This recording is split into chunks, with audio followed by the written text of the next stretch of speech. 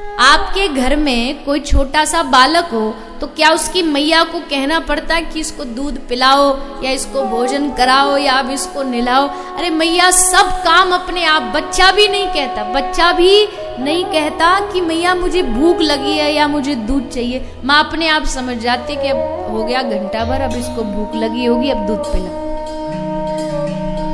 ये क्यों ये भाव मन में आया? क्योंकि आपको उस बालक से प्यार है, अपनापन है कि ये मेरा है। पर ठाकुर जी की जो घर की आपकी विग्रह मूर्ति, अभी उनसे अपनापन नहीं है, अपनापन नहीं, इसलिए तो उनको घर में ताला लगा के चले जाते महीना महीना भर पिकनिक मनाने के लिए। तुम यहीं विराजो, हम जा रहे घूमने, तुम यहीं विराजो, जो रूखा सूखा जो खाना चनोरी मिश्री वो सामने रख देंगे, तुम ये खा लेना।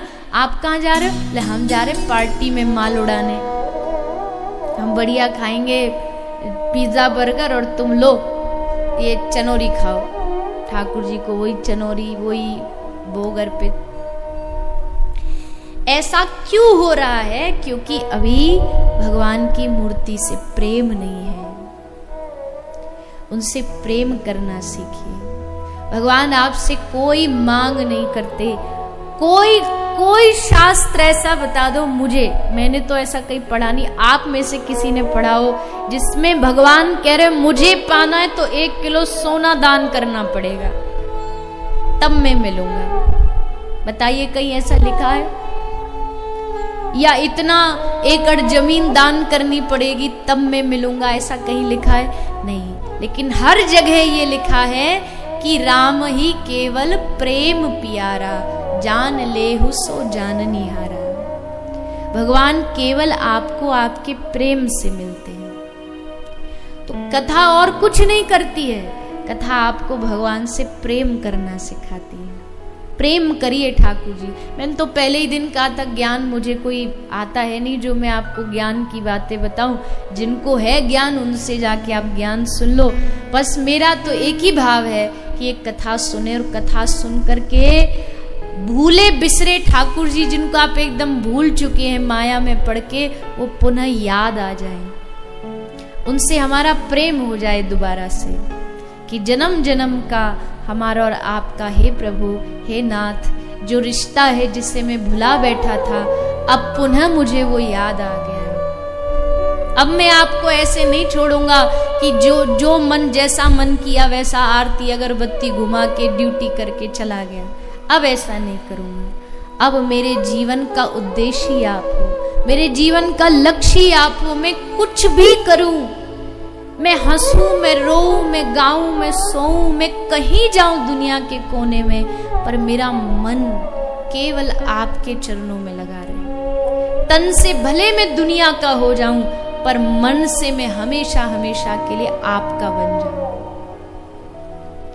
भगवान आपका तन तो मांगते ही नहीं है, तन की उनको आवश्यकता नहीं। भगवान कहते तन से तू संसार की जिम्मेदारी निभाता रहे। ये शरीर का ये रिश्तेदार है, शरीर का ये रिश्तेदार, शरीर से निभाता रहे।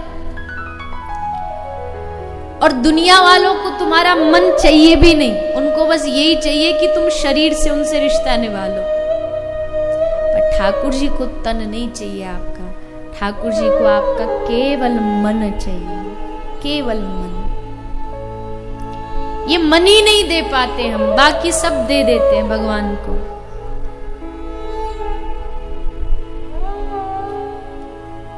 ये मन देना जरूरी है। ये मन कैसे दिया जाएगा? किसी महत् पुरुष का सानिध्य प्राप्त करो, उनसे निवेदन करो कि हे प्रभु, हे गुरुदेव, हे महाराज, मेरे मन को ऐसा बना दो कि ये मन श्री ठाकुर जी से जुड़ जाए। क्योंकि इस मन ने सब दुनियादारी देख ली। आप जितने यहाँ बैठे हो, एकांत में जाके अपने मन से पूछना कि भैया मन, तूने सबरी दुनिया देखी, सबरे रिश्ते देखे, बता कहाँ स्वार्थ का रिश्ता नहीं है इस दुनिया में। हर व्यक्ति का सबसे रिश्ता संबंध स्वार्थ का है, सबका रिश्ता स्वार्थ से जुड़ा है।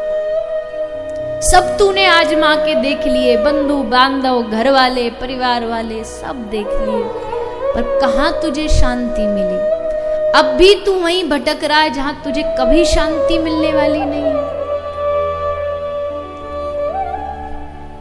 अरे मन, अब तू उनकी ओर चल जहां परम शांति, जिनकी चरणों की छाया में परम शांति का अनुभव होता है।